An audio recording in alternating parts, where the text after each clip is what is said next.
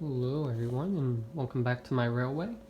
Today I have a video I've actually been meaning to film for quite some time, and it is of my semi-new Bachmann 611 that I got on eBay.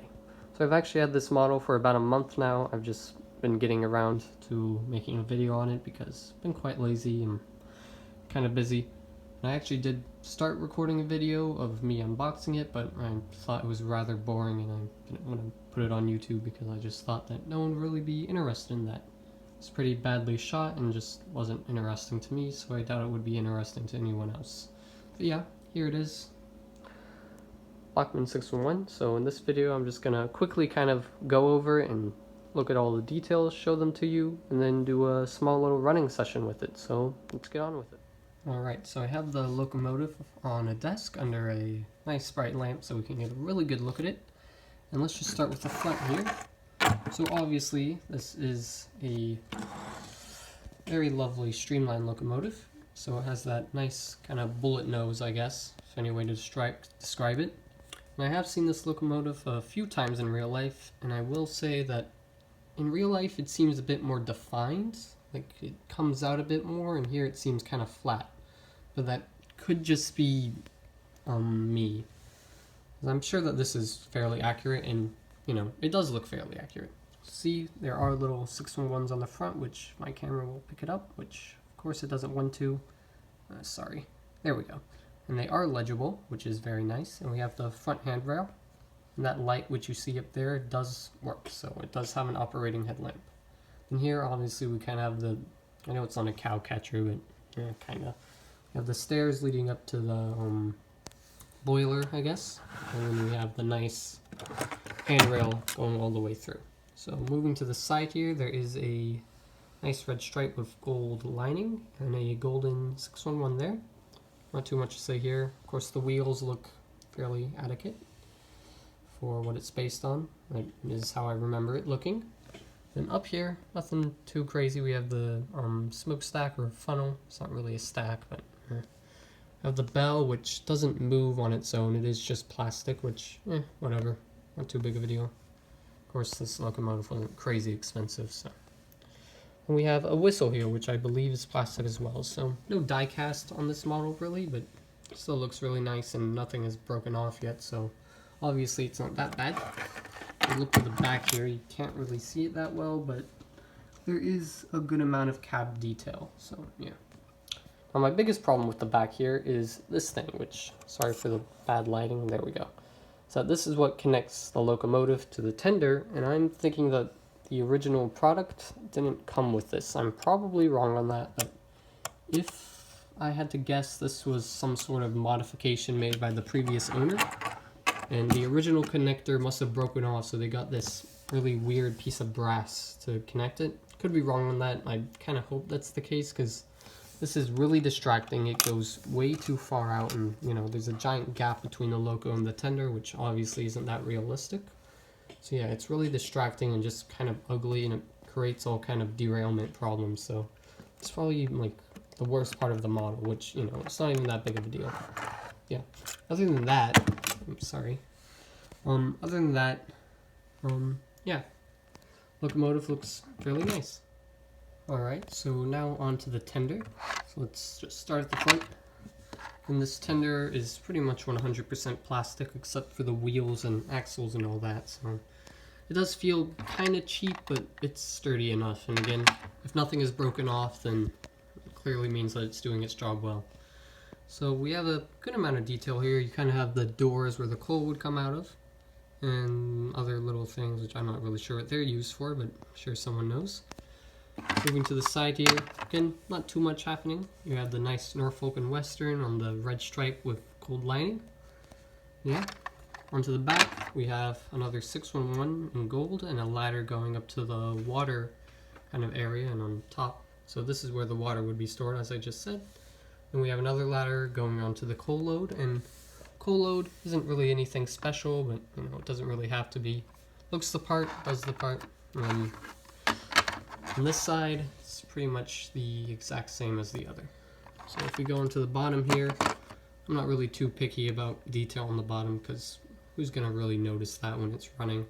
So yeah, there's not too much here, which I'm sure that disappoints someone, but not me. I just don't really care. And this locomotive does have a horn hook coupling, so that does mean that it's obviously an older model. I don't know the exact year this was made. All I know is that it was made by Bachmann based on the brand I see under the locomotive. And I'm pretty sure they don't still make DC 611s. Pretty sure they only make DCC ones that are crazy expensive. So yeah, this is obviously a bit of an older model, but it doesn't bother me too much because I have a good amount of horn hook coaches, so you know. So all together, here's the locomotive, and kind of see what I was talking about earlier, how the tender is just, there's way too wide of a gap there. Like the tender should really come up to like there, I'd say. It's far too wide. Like how is a fireman ever supposed to realistically reach over there and shovel in coal? But whatever, it's not that big of a deal. I'm not going for hyper realism on my layout or anything. So yeah, that's the details, and now let's get this thing onto the track and get it running. Okay, so now I have it on the track. Pretty sure all the wheels are on alright, so should be ready to run. And obviously I have ran this quite a bit before because I have had this locomotive for about a month. So yes, it has run quite a bit, but it's not too much of a bother. So I have my controller here, so let's just kind of test its reactivity. Okay, it's going backwards, so let me just switch that. Yeah, for a used model, it actually is fairly reactive. Like normally on older models, you'd kind of have to give it a push to get it started. But one problem with this locomotive is that it just goes way too slow. Like, look at my controller, it's almost, you know, about a quarter till the top speed, and it's crawling along. Like on straights it speeds up, and I think that's kind of the problem here. And so, you know, I'll reverse it back.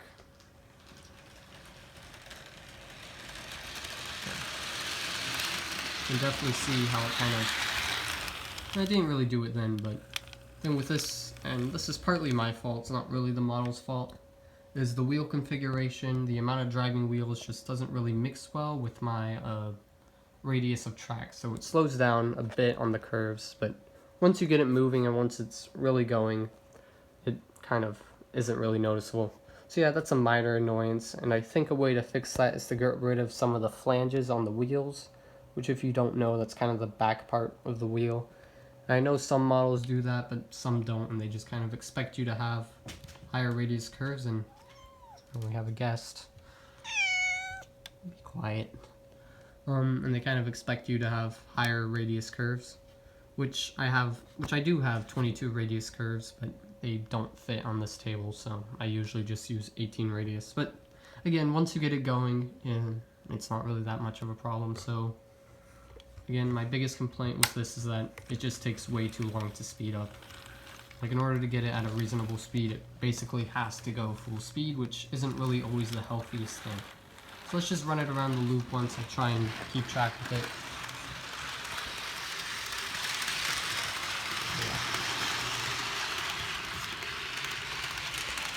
Sorry for the bad focus. Again, it's hard to focus on a moving object, so just get it here. So yeah, you can see that headlamp.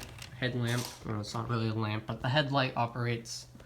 Yeah, it's a pretty smooth runner once you get it, you know, up and running. It kind of takes a while though. It's kind of jerky when you first start moving it. Like you can notice, it just kind of gets a burst of speed.